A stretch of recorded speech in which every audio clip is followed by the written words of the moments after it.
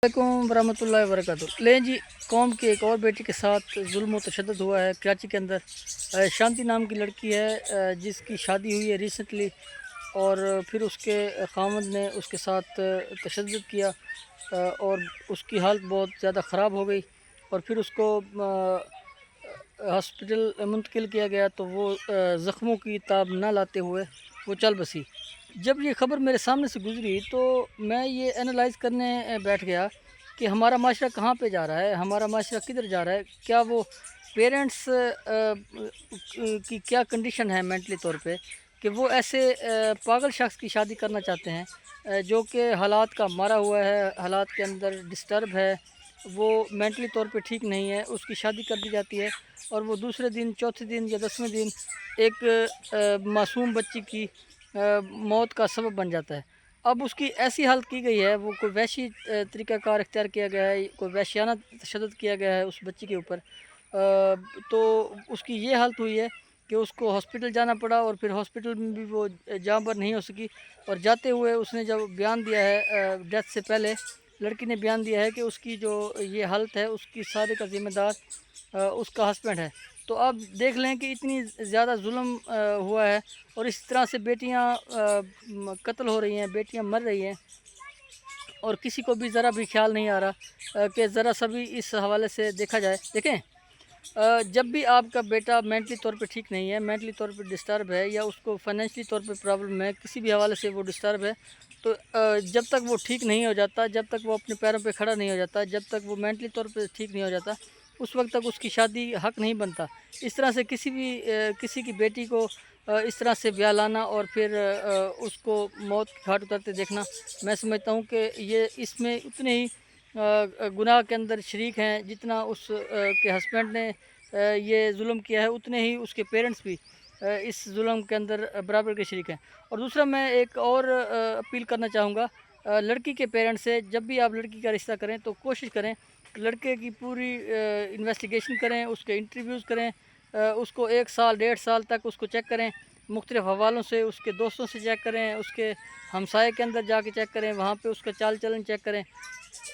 ये चीज़ें बहुत ज़रूरी हैं। देखें, एक मासूम बच्ची, अगर आपने 16 साल या 18 साल या 20 साल की उम्र में उसकी शादी की है, उसको इतना पता नहीं होता, वो माँ बाप के कहने पे शादी तो कर लेती है। अब जो भी पेरेंट्स हैं 50 साल या 60 साल या 55 साल के, तो उनका जो एक एक्सपीरियंस होता है, उस एक्सपीरियंस को यूज़ करते हुए आपका हक़ बनता है कि उस बच्ची के लिए आप बेहतर घर तलाश करें। होना तो ये चाहिए कि बच्ची जहाँ पे पसंद की शादी है बच्ची की, वहाँ पे बच्ची को करने दें। एक तो हमारा माशरा पसंद की शादी के बिल्कुल अगेंस्ट है, पसंद की शादी नहीं करने देते, और दूसरा फिर जब खुद बच्चियों की शादी करते हैं तो इस तरह से देखते भी नहीं हैं कि कैसा कोई जानवर नुमा इंसान है, या इंसान सिर्फ़ इंसानी नाम उसका इंसानों वाला है, उसके किरदार जानवरों वाले हैं। तो इस ऐसे इंसान की शादी खुद पेरेंट्स का भी हक़ बनता है कि वो ना करें। अगर वो पेरेंट्स चाह रहे हैं कि वो शादी करें, तो फिर जो बच्ची के पेरेंट्स हैं उनका हक़ बनता है कि वो ऐसे बच्चे को रिश्ता बिल्कुल भी ना दें। आप 1 महीने, 2 महीने, 4 महीने, 6 महीने में आसानी से समझ सकते हैं। अगर आप ज़्यादा भी टाइम लेना चाहें, जैसे मैंने पहले कहा कि 1 साल, 1.5 साल का भी टाइम लेना चाहें, तो आप ले लें। लेकिन लड़की वहाँ पे दें जहाँ पे लड़के को शऊर हो, लड़के को रहन-सहन का तरीका आता हो, लड़का मेंटली तौर पे फ़िट हो, इख़लाक़ का अच्छा हो, कदर करने वाला हो, लड़की के पेरेंट्स की भी कदर करने वाला हो, लड़की की भी कदर करने वाला हो, और माशरे के अंदर उठना बैठना उसका ठीक हो। इस तरह से अगर आप किसी जानवर के साथ बाँध देते हैं, किसी साइको के साथ बाँध देते हैं, किसी बेवकूफ़ पागल शख्स के साथ बाँध देते हैं, तो आप बहुत बड़ा जुल्म करते हैं। और मैं समझता हूँ इतना ही जितना लड़की के पेरेंट्स जितना लड़के के पेरेंट्स इसमें इस गुनाह के अंदर शरीक हैं, उतना ही अगर लड़की के पेरेंट्स ने जानबूझकर लड़के को जानते बूझते अगर इस तरह से रिश्ता किया है, तो मैं समझता हूँ वो भी फिर बराबर के शरीक हैं। तो इस हवाले से जितने लोगों ने भी उस लड़की का रिश्ता किया, उसके डेथ के अंदर ये तमाम लोग मैं समझता हूँ कि शरीक हैं, और इन तमाम लोगों को ही उसका गुनाह भुगतना पड़ेगा। तो लिहाजा कोशिश करें, जितने भी पेरेंट्स हैं कोशिश करें, खुदारा बच्ची के जब भी आप फ़ैसला करने लगें उसकी ज़िंदगी का, क्योंकि ये कोई बार बार नहीं होती शादी, एक ही बार होती है, और कोशिश करें आप देख-भाल के आप शादी करें, ताकि किसी भी किस्म की डिस्टर्बेंस ना आए, किसी भी किस्म की परेशानियाँ ना आएँ। बाद में इस तरह के अगर जो इशू आते हैं, ये सिर्फ़ और सिर्फ़ हमारी सुस्ती और नाअहली की वजह से आते हैं। तो تو خدا را کوشش کریں پہلے جانچ پرکھ کر لیں کہ لڑکا کیسا ہے، اس کا اٹھنا بیٹھنا کیسا ہے، اس کے فرینڈس کیسے ہیں، فرینڈ سرکل کیسا ہے،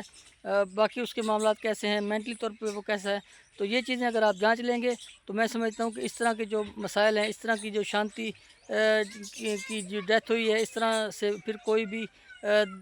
دوسری لڑکی اس طرح موت کا شکار نہیں ہوگی۔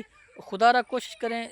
جتنا ہو سکے لڑکیوں کی شادی کے حوالے سے کوشش کیا کریں، احتیاط کیا کریں، شادی کرنے سے پہلے پوری طرح جانچ پرکھ کریں اور کسی بھی اچھے انسان کے ساتھ شادی کریں، کسی بھی سائیکو کے ساتھ، کسی نشئی ٹائپ بندے کے ساتھ، کسی بھی ایسے بندے کے ساتھ بیٹی کا رشتہ نہ کریں جو کہ پھر اس کی ڈیتھ کا سبب بنے۔ شکریہ، جزاک اللہ۔